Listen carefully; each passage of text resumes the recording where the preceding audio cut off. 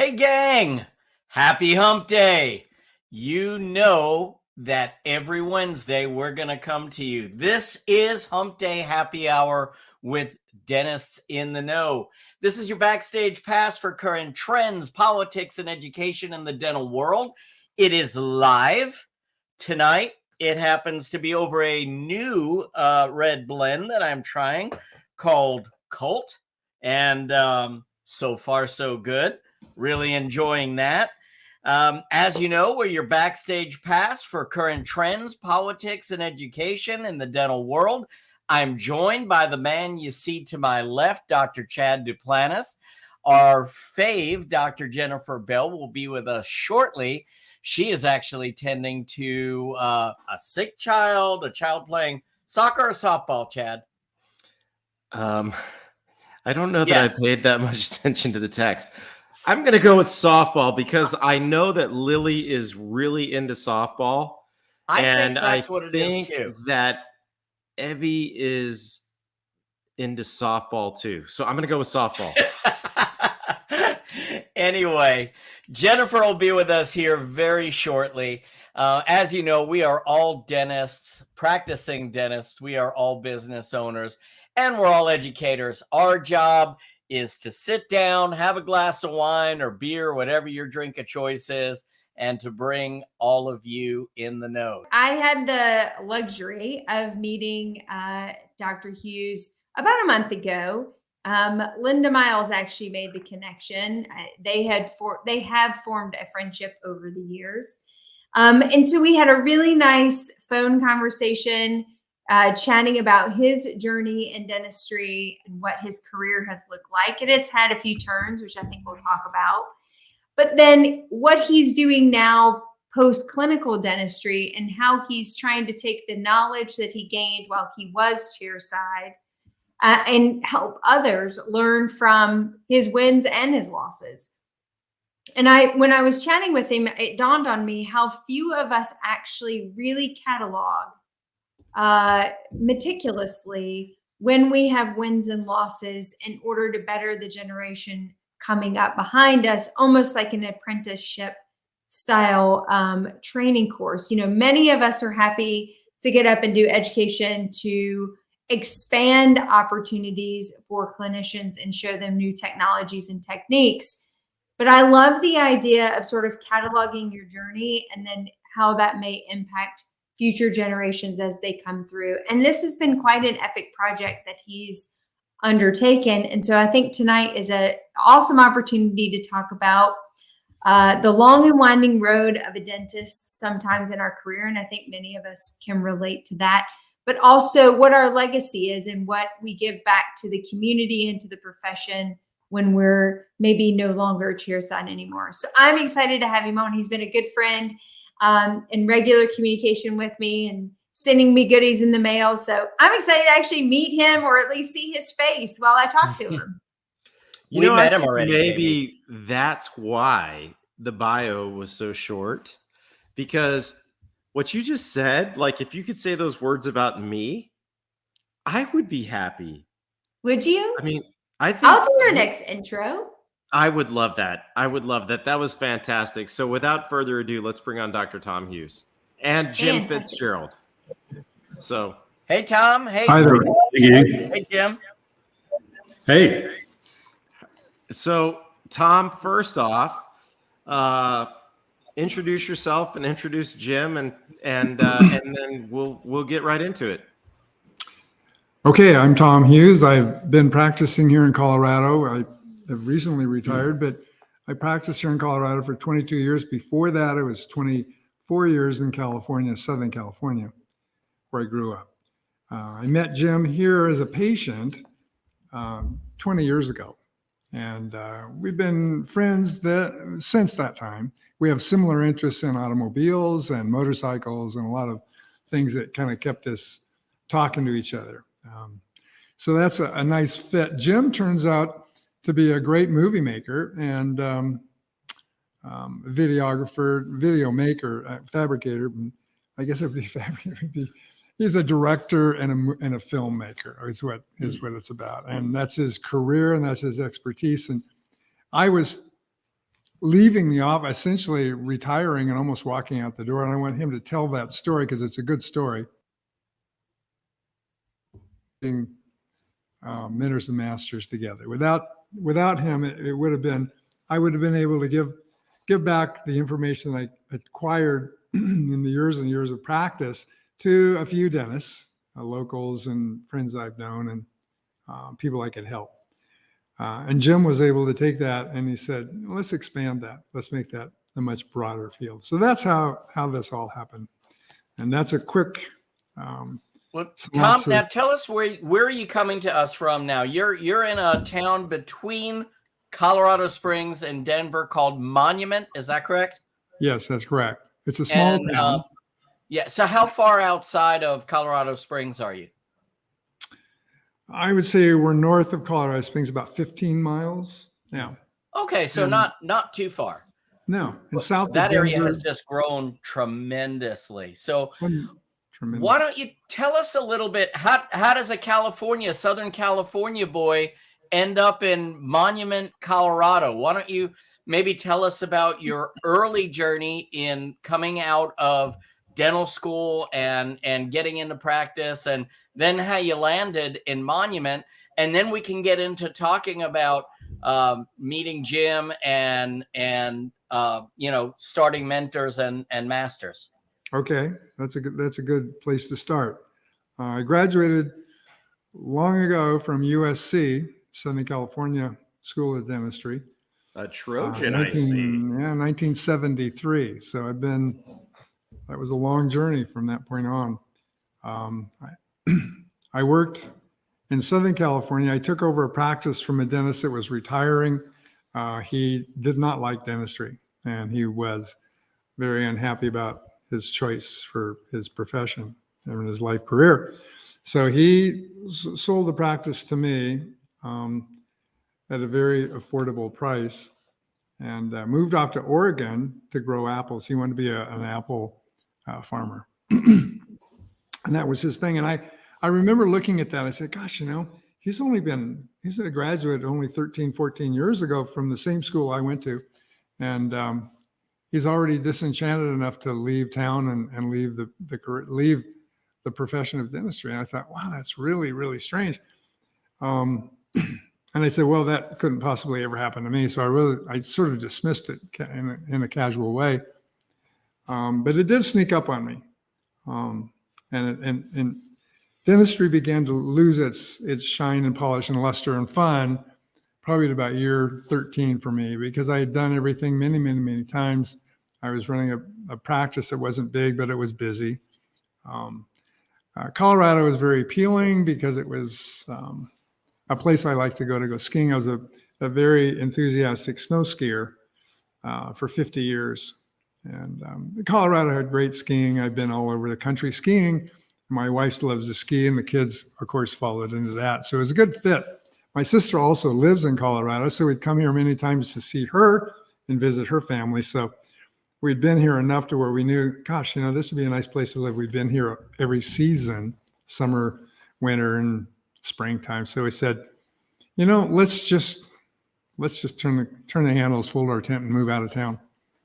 And I got somebody to take over our practice, and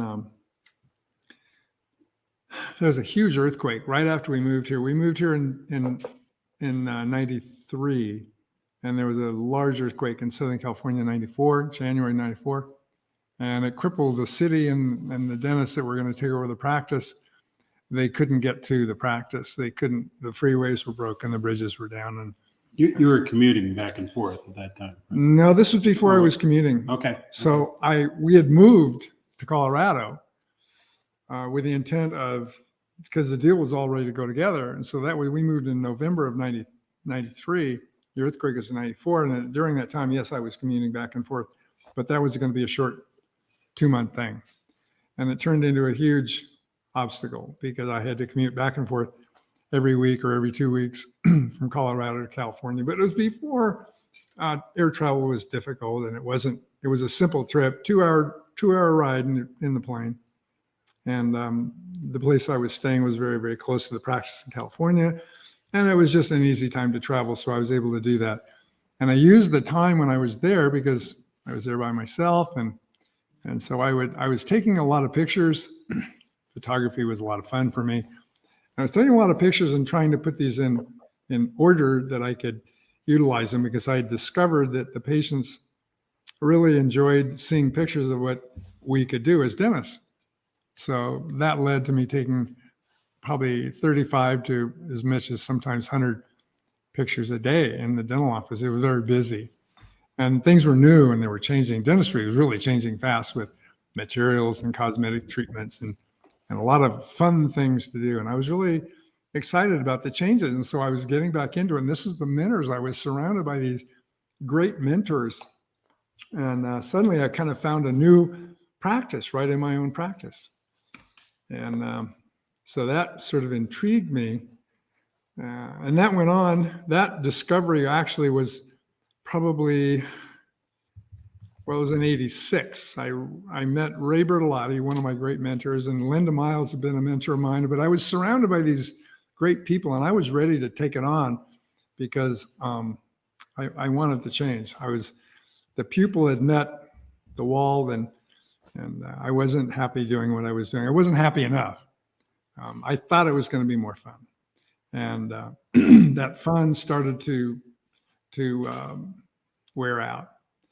And I met Ray Bertolotti. He showed me a lot of new materials, a lot of new ideas, and it was fun. I thought, oh, this guy is he's either the biggest liar I've ever met, or he's really onto something. And he's had people telling that before.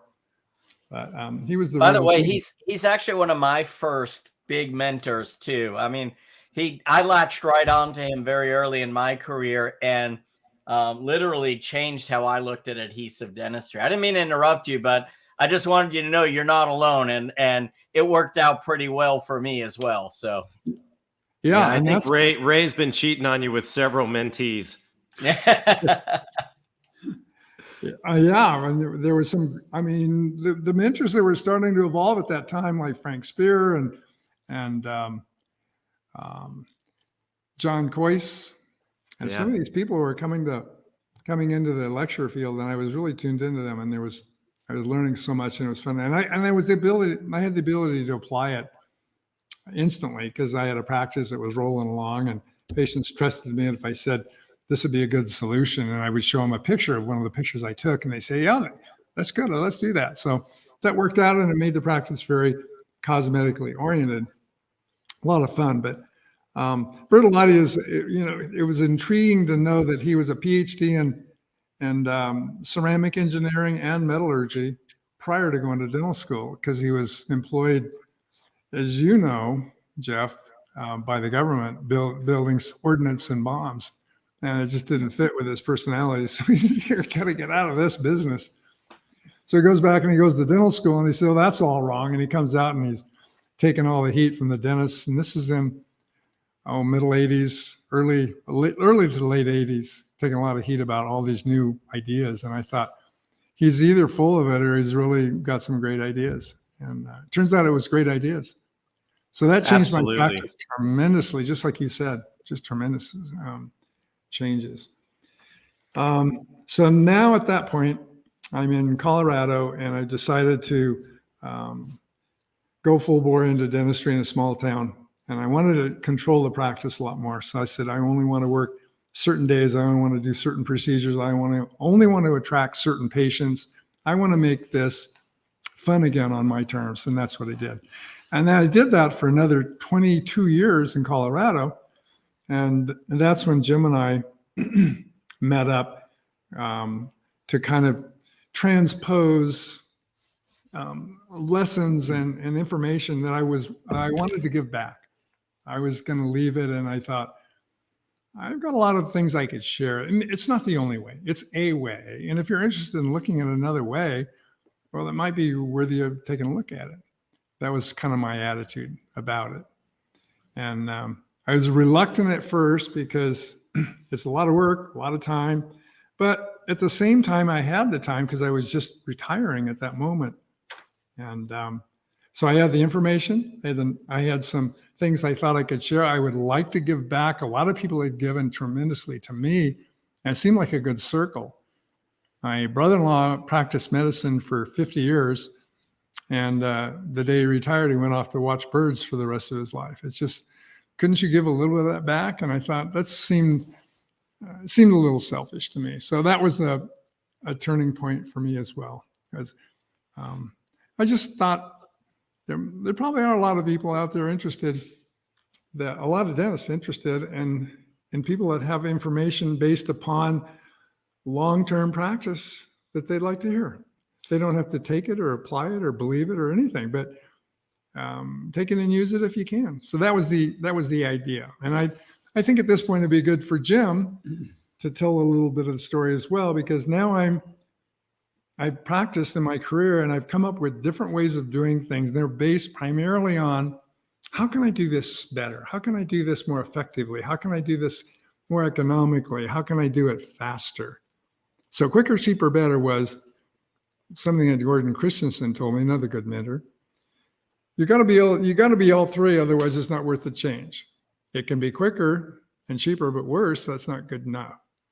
Any one of those three any one of those 3 points missing doesn't make worthy of the change.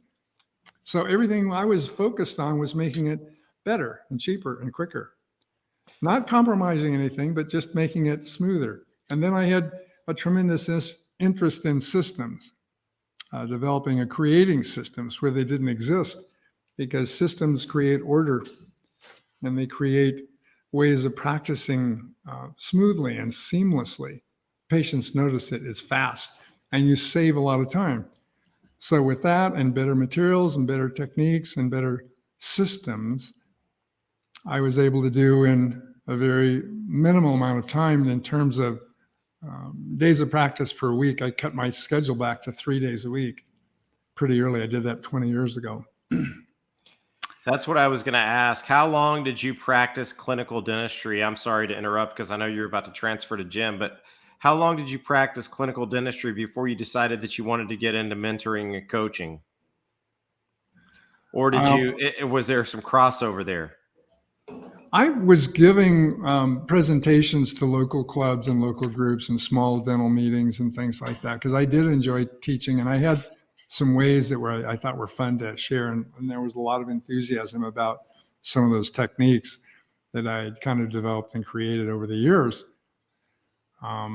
So I had information and I had a huge photographic library over a period of, it was total 46 years of practice. I think I would have retired 10 years earlier had I been working more days a week. But I had procedures that were fun to do, patients that were wonderful to see and to help, a great staff, minimum staff changes because they liked the practice too. So all that kind of fit together. And I was just enjoying what I was doing. So what happened was I passed that 65-year mark, 66, and I just kept marching along. And it was kind of like, I woke up one day and I was 74 years old. I thought, maybe when your patients start asking you, when are you going to retire? You got to start thinking about it. Maybe, I don't know. Yeah. But, yeah. It was funny, but I was still enjoying it. But at that point, most dentists don't practice that long, but the point is I was enjoying it enough to continue practicing and seeing my patients doing the procedures that I like to do. I had procedures I did that I loved doing and the ones I didn't like doing, and I learned what I liked and didn't like. So the ones I didn't like doing, I just referred that out. I didn't do anything. Absolutely. So that's how that happened. Well, Jim, tell us where you came into the picture, buddy. Well, I was a patient. My family were all patients of Tom's for years, and we would always talk about cars. That was our thing that we had in common. And probably one of the steps towards becoming good friends was I traded my 97 Jeep to Tom for my wife's front teeth. She got a bunch of veneers. Laminate veneers. Yeah. And so we did an even swap for a Jeep. And that was kind of hilarious. And then later on, I bought one of his cars, an Audi TT. And Nice. it was I don't know how many years old it was when I bought it, 6 or 8 years old, but it was perfect. So Tom is a perfectionist in what he does. And so then cars, and we became friends. So in this garage, which here's a picture of Tom racing on a racetrack. In this garage, we were having some beers, and he had just retired. And I've been doing educational videos of various kinds for years, and had been very interested in Masterclass that had just launched. And I thought, and brought up this idea of doing a series with him about some of the best things that he'd learned in his practice. And I think at the time we were thinking about doing maybe 10 or 12. And the format with Masterclass is 10 to 15 minutes at the max. But a lot of individual lessons, and I hadn't watched a lot of dental videos, but I'd seen enough to know that most of them were really long and boring and clinical. Yeah. And I thought, we both, and Tom's telling me a story about learning how to work with his hands in his dad's garage. And I built this garage to be, it's next to my house. It's got some toys in it, but it's also was built to be a studio.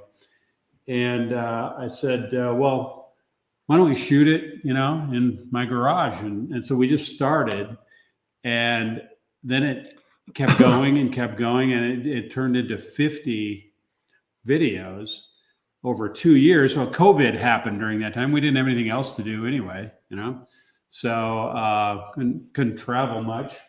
So we just kept going, and Tom kept thinking of great ideas. Not only was he a great dentist, but he also owned a marketing company for years, which was what's the name of it? It was High Impact Marketing and High Impact Image with photography. Yeah. So nice. What was different from Tom? You could have another great dentist, but he had photographs of 40,000 photographs that he had taken and cataloged, and were in boxes in his garage. And before, during, and after all these different procedures that he'd done. And so that was, we couldn't go and recreate these things. And the fact that he had that and he could put his hands on this stuff because it was organized, that all came together to go, this just makes so much sense. Let's do this. And we'll kind of figure it out as we go. So we started off with just a couple of videos, and I shared them with a few friends, and they liked them. They said, small focus group, well, we'd like to see some more. And I said, we don't have any more. and we had only had just a couple, but they liked the fact that it was well edited or tightly edited, no waste of time, nothing in the whole video if I assumed you already knew that, I didn't put it in there. I mean, people know how to put a towel bib around a patient. You don't need to put that in the video. That level of stuff. And that's what makes them long and kind of tedious to look at. So we tried to make this 10 minutes, which is about the time people start losing their interest and losing their train of thought. So 10 minutes was the goal, and 50 ideas was the goal of how many things we were going to do. So took us a long time, but like Jim said, we had an opportunity and we had the ability to put it together. So we put it together, and we've been sharing with a lot of dentists. So Tom, tell us where Mentors and Masters is now. Tell us where things are right now, what you're looking at in the near future, and where things are headed for you. I think at this point we are what I would call complete with what I have that's really genuinely valuable to offer.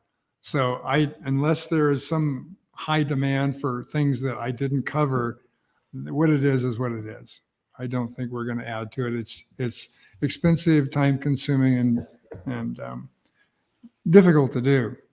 Fun. It was fun. We had fun. Don't get me wrong. We had fun doing this. We had the time, and and the energy. So I guess my question is, I mean, how are you offering these materials? How are people getting a hold of these materials and digesting these materials is really more of my question. Okay, it's through places just like you, just like Jennifer, like Linda Miles, promotional people that are friends of mine in circles that I've developed over 40 years of practice that I know well enough, and they trust me, and they've looked at this and they say, oh, this is good. I'd like to share this. But keep in mind, this is not the end all. This is not the answer to everything that everybody wants to hear. There are a lot of ways of doing everything we do in dentistry. And I sent a note to Jennifer that the days of this is the only way you can do this are over when you leave. Way over. That's way over. I mean, that was dental school. You do it this way or you're out.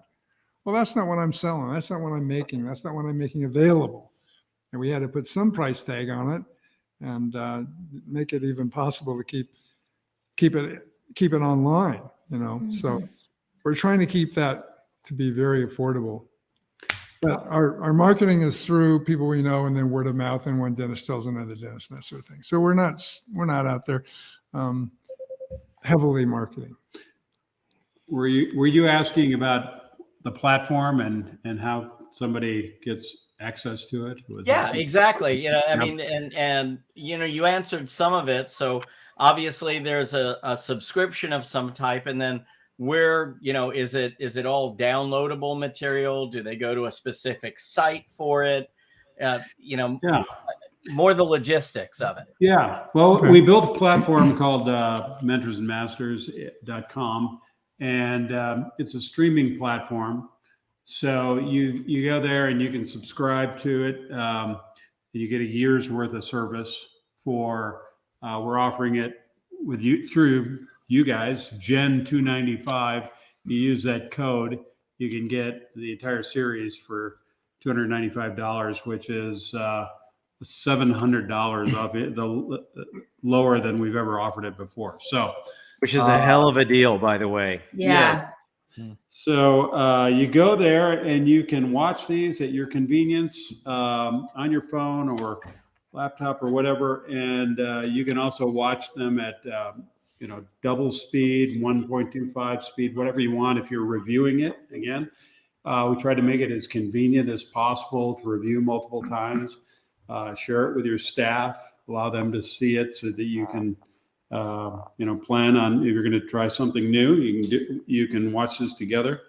So we really wanted to make it so that if you had a break, coffee break, lunch break, whatever, and you wanted to watch another one, it would be easy to do that. It would be easy to go back and review again.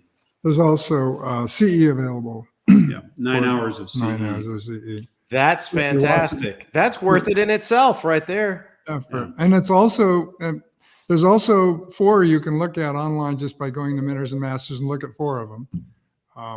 Just by pressing a button, and there's no charge at all to evaluate it. So you can spend 20 minutes, 10 minutes, 40 minutes, whatever you want to look at, and say, yeah, that looks good. I'd like to see more of that. So then you can subscribe. And like Jim said, this is a bargain that we're offering this evening. And if you don't like it and you paid for it, within 30 days is money back guaranteed. If for any reason you don't like it, we'll send your money back. I mean, that's how confident we are about the fact that it's valuable to a lot of people. It's just a way of doing it. I'm not, this is not dental school where it's mandatory to do a certain way. It's just, there's a lot of ideas in there. And then if you got 20 or 30 good ideas out of this, that'd be well worth your money. I love the attitude that you have. Sorry, JB, go ahead. No, that's okay. I know you don't want to do any more videos, but I genuinely believe that your journey and your story and how you've not reinvented yourself, but allowed yourself the freedom to see opportunities beyond what you're currently in, I think is a really compelling story for a lot of dentists, because we talked about on the phone, burnout was real when you first started your career. Burnout post-COVID is incredibly prevalent amongst dentists in all age categories. Yeah. And mental health issues, et cetera, are really high as well. And what I love about your story in particular is that you envisioned yourself differently at different phases of your career, and you were bold and confident enough to take those steps. And I think that story really resonates with a lot of dentists, to be able to take a step back and say, can I imagine myself in a different state, creating content videos, being a mentor, etc. I think there's so much freedom that comes when you allow yourself to see a different path than what you're currently in. And also just in general in your career, you might want what you said before, when you opened your second practice or you participated in a second practice in Colorado, you knew exactly at that point what you wanted and what you didn't want, because you had all that experience before. There's so much knowledge to be gained from that, for myself and for many folks that are at that 13 to 15 year mark, wondering what the next 15 to 20 will look like for me. It's real. You know, I've found that a lot of dentists don't bring up the subject that of burnout. They really kind of don't want to talk about it.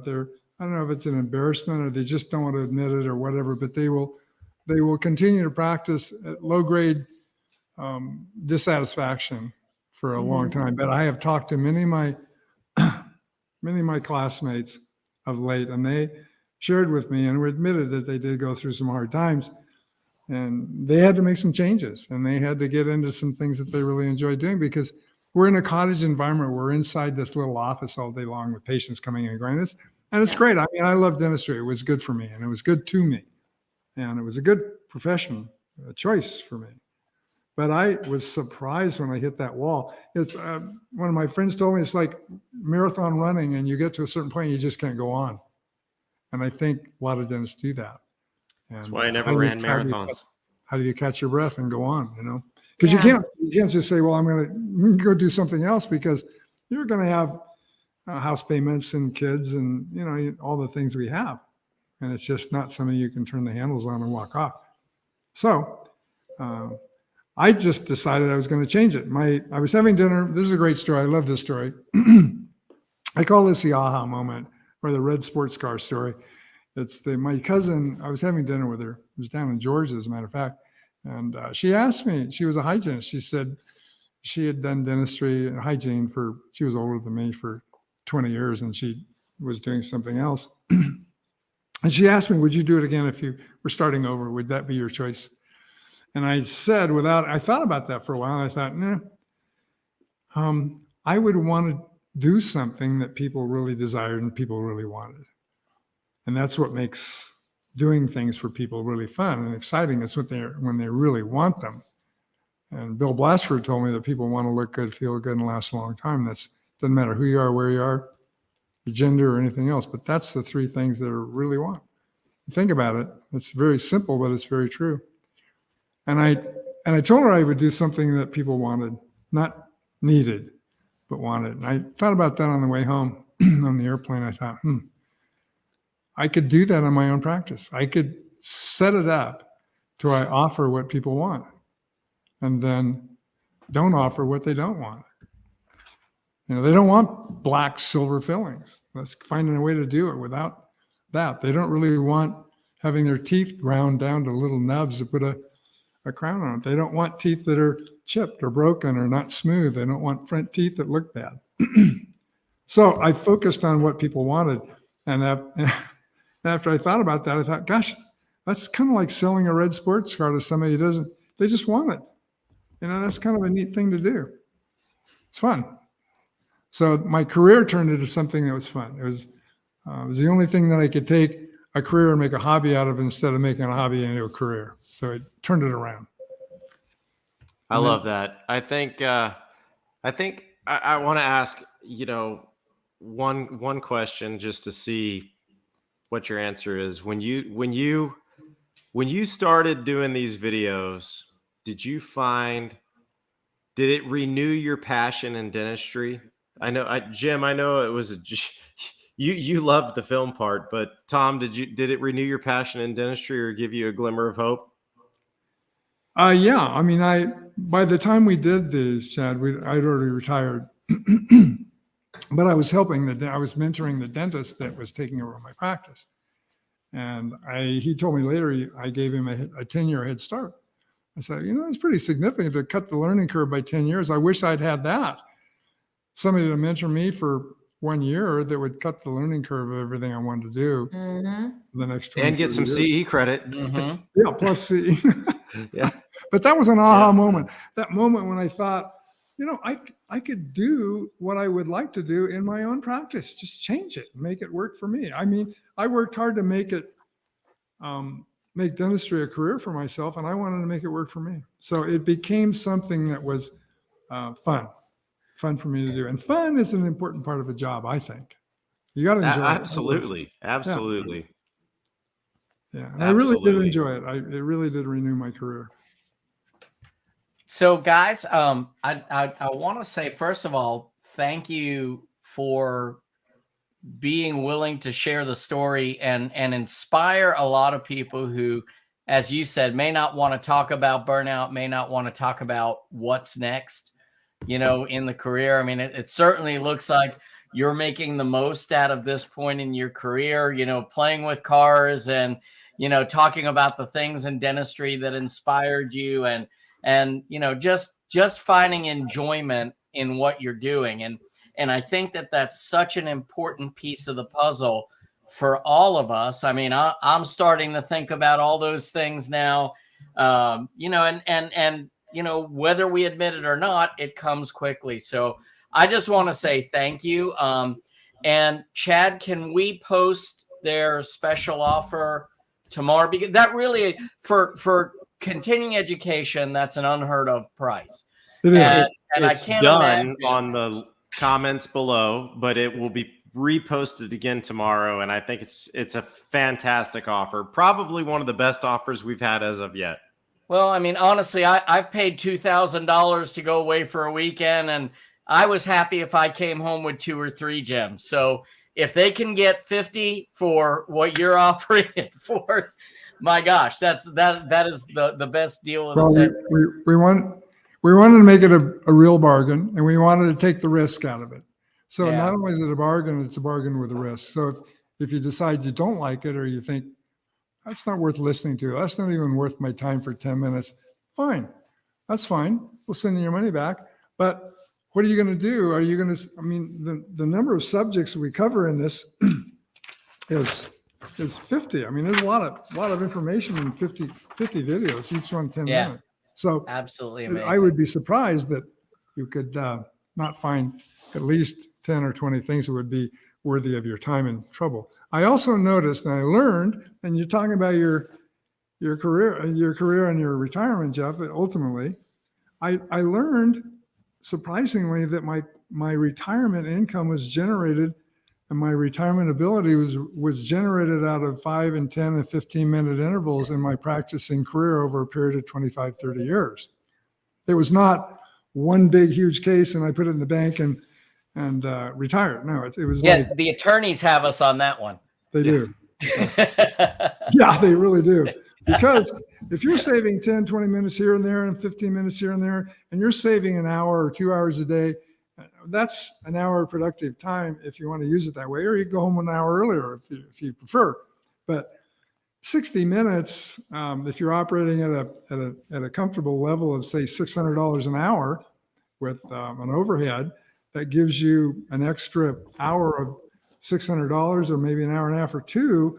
And if you don't spend it, you don't just elevate your standard of living to consume it, but if you actually do save that and the compounding of it over 20, 30 years, I've actually done the calculation and it's several $1 million.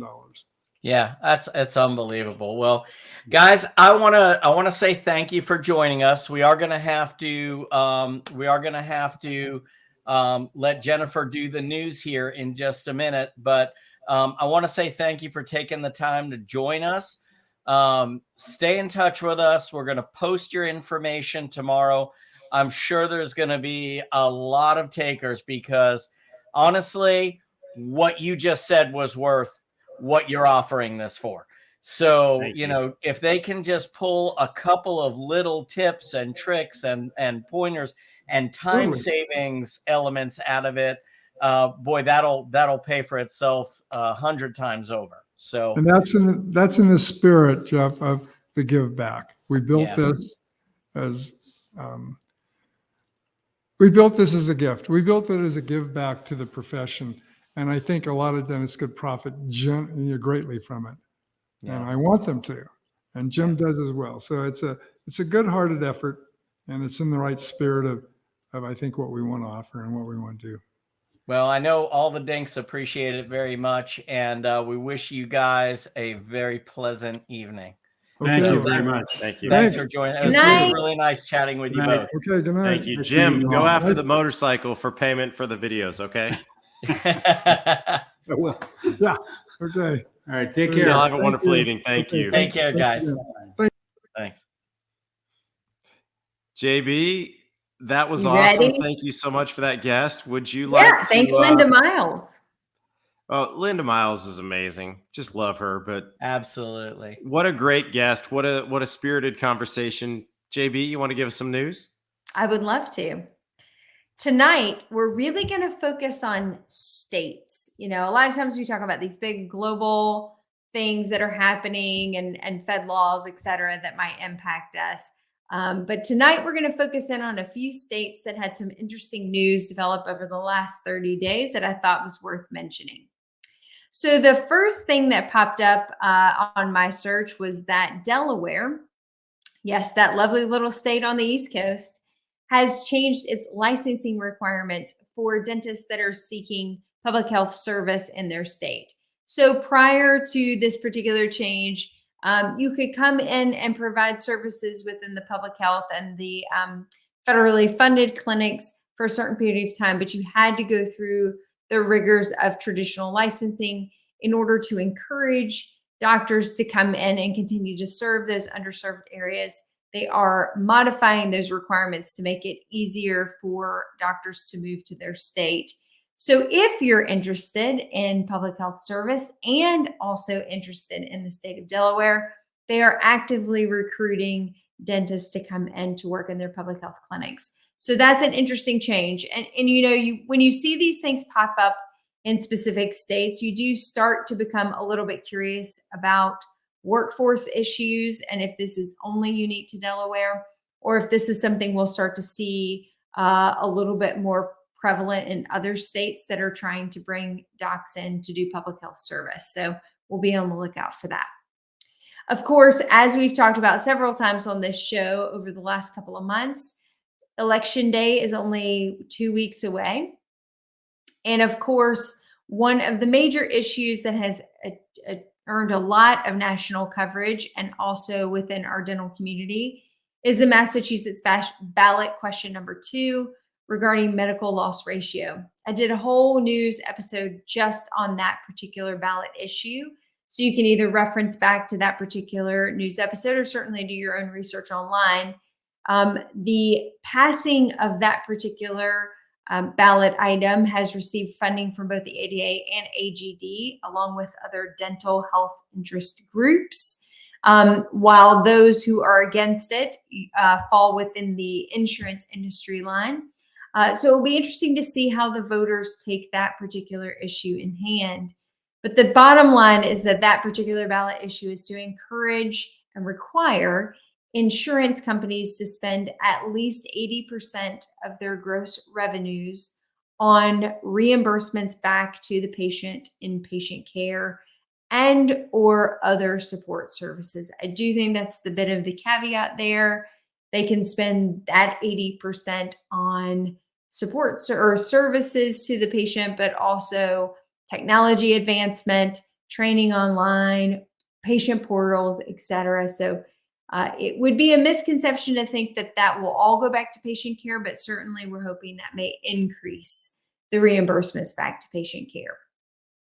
Another state that made the news this last week, Kentucky expanded its dental coverage to include dental health benefits for adults in their Medicaid program. So now we're starting to see that state-funded programs are looking at expansion of dental benefits along with vision and optometry in their Medicaid programs. I know several states already have dental benefits present in Medicaid and Medicare programs that are being administered by the state. But we're starting to see more get included in that as well. And Kentucky is one that just passed that recently.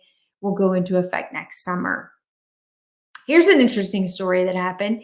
And as I read the story over and over, I'm trying to figure out how it got to the particular point that ultimately did not go in favor of the dentist. But a deaf patient was seeking care for oral facial pain with a dental office in Iowa, and was assured that there would be interpretation services available, which is one of the new federal requirements where we have to offer translation support for those who don't speak English. And I imagine sign language also falls in that category. The patient was assured that support would be present for the day of surgery and consent. Patient presented. There was no one available to speak sign language at that particular visit. At some point, 7 teeth were removed. The patient did not understand or know what she was consenting to, filed a claim with the Department of Justice, and the dentist settled at $45,000 back to the patient. So I'm not really sure what the lesson here is, except that there are federal mandates out there that do require dentists to provide translation support services for patients. That's not unique to dentistry, that's in medicine. And if you don't have adequate help during that particular visit, perhaps pause or come up with an alternative strategy. And maybe we can learn a little bit from how this Iowan dentist found himself in a bit of a sticky situation. So I thought that was kind of an interesting story. Lastly, for all you California dentists out there, you can no longer drug test or discriminate against your staff members who are doing off-the-job use of marijuana. So if you have patients that are doing recreational use of marijuana or medicinal for that matter, as long as they are not using it on the job, you cannot fire them or administer random drug testing as a form of dismissal from the practice.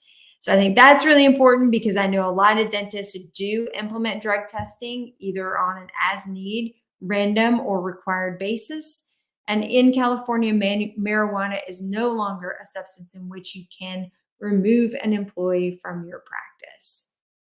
And guys, that is it for the news. I do have to tell you, again, we're still in the heat of governance. So in a couple weeks, I'll be heading off to the AGD House of Delegates, where we'll be discussing lots of fun issues, but also just a great opportunity for really important leaders and great minds within dentistry to get together and continue to move our profession forward. JP, what if you're using marijuana while you're at work? It said off work. Oh, it said off work. Okay. Yeah. So you can do it as long as you're not doing it at work. Now, what's the timeline for that? Right. But then, I mean, I know. I know. Okay. All right. I mean, you could you smoke it in the car and then you come in and I don't know, because then right. Are you under the influence while you're at work? That's right. And that could endanger patients. Let's discuss this because I really don't know the answer. So for alcohol, let's say you're not allowed to drink for work. It would be very easy to figure that out because you could figure out a way to administer a blood alcohol test in order to determine. So is that legal? To give them a blood alcohol? I don't know, Margot. But let's just say hypothetically, I could administer a blood alcohol test. So I could give if I was concerned about impairment and I wanted to administer a blood alcohol test, that test would tell me exactly how bad it is, roughly. Will a marijuana, like a drug test, tell me how bad it is, or will it just tell me it is or isn't? I think it would tell you how bad it is. I just don't know the parameters of those tests to understand. I mean, I think because it's not driving while intoxicated, it's driving under the influence of drugs or alcohol. So there's obviously got to be some sort of methodology for that. I'm not a cop, but I would just say, dear God, I hope so. Well, my litmus test is I just put a bunch of bags of Doritos around the office, and when I watch someone take a bag, then I know. How about the Iowan dentist? That's a kind of a crazy story. I may not know it. The one I just talked about. Do you guys even watch the news when I do it? No. Wait a second. Of course we Very do, David. The guy that had the deaf patient that didn't have an interpreter. Oh yeah, I didn't. Yes. I don't know if I heard you say Iowa. I didn't hear Iowa either. Oh, Yeah, and so then maybe, thank had you. this We metal- do You listen. must have been slurring your words from the pot. Yeah. $45,000 he had to settle. Yeah. Crazy. Yeah, I don't know, y'all. Well, hey, Hey, guess what? last thing I'm going to say, Election Day is coming. I'm going to say it this week. I'm going to say it next week. And I'm going to be mad at you on the Wednesday after elections if you don't go vote.